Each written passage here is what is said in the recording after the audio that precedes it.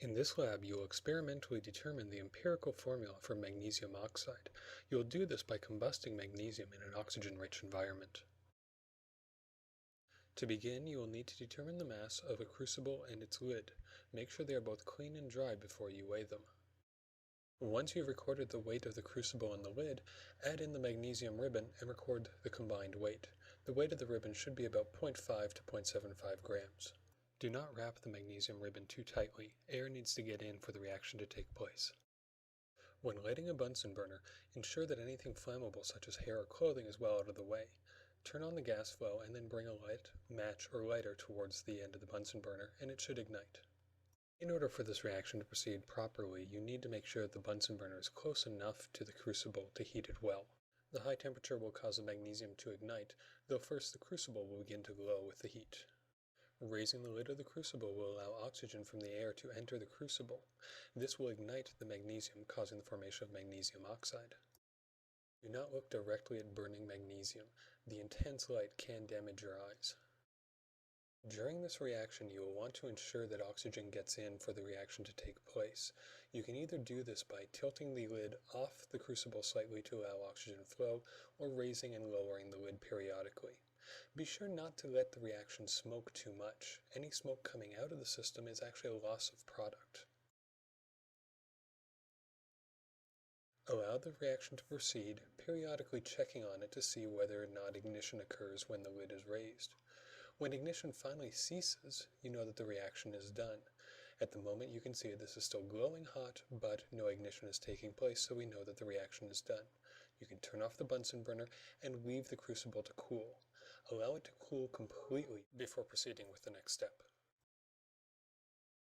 Using a medicine dropper, add a small volume of water to turn the solid in the bottom of the crucible into a thick paste.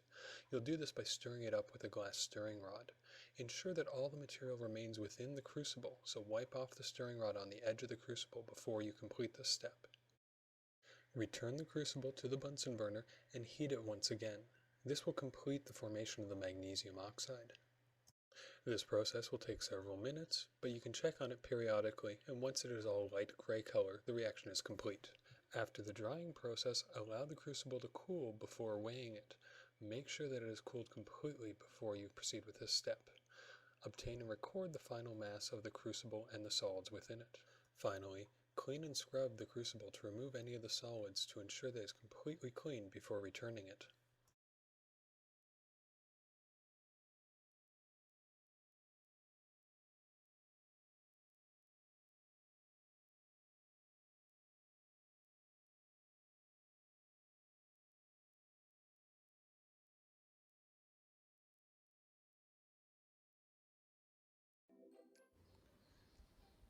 Hi, Assalamualaikum. Welcome to Cikgu Siti Share channel.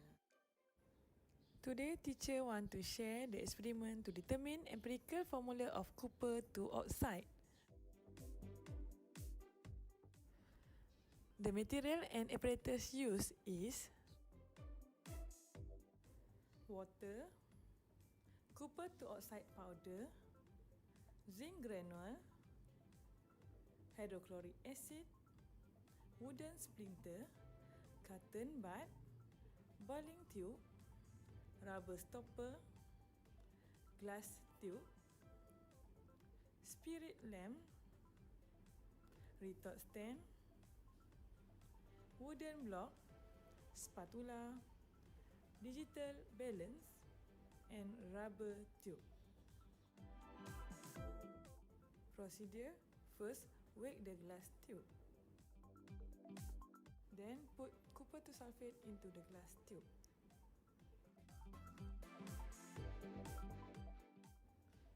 Wake again and record the data.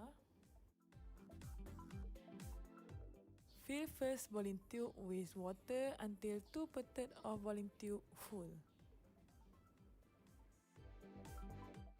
Close that boiling tube with rubber stopper that connect with 12 cm glass tube. Then clamp the boiling tube to retort stand.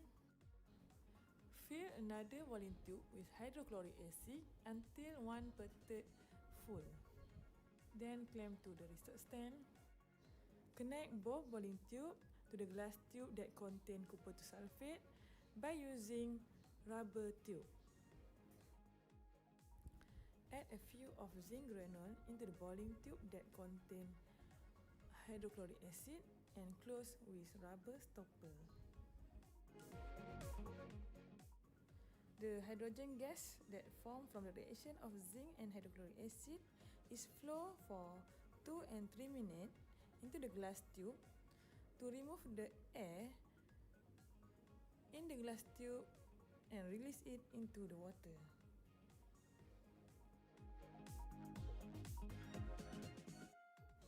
Then copper to oxide is heated using spirit lamp.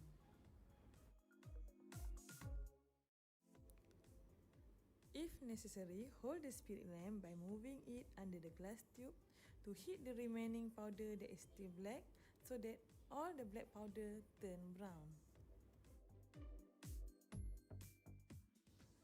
When black powder is turned brown completely, the heating is stopped. Keep the hydrogen gas flowing until the glass tube is cooled at room temperature. The glass tube is removed and the water formed at the end of the tube is eliminated using cotton bud. The mass of glass tube with its content is weighed again and mass is recorded. Last procedure, heating, cooling and weighing process are repeated until a constant mass is obtained. Thank you for watching and don't forget to subscribe my channel Cikgu Siti Share and support Cikgu Tube team.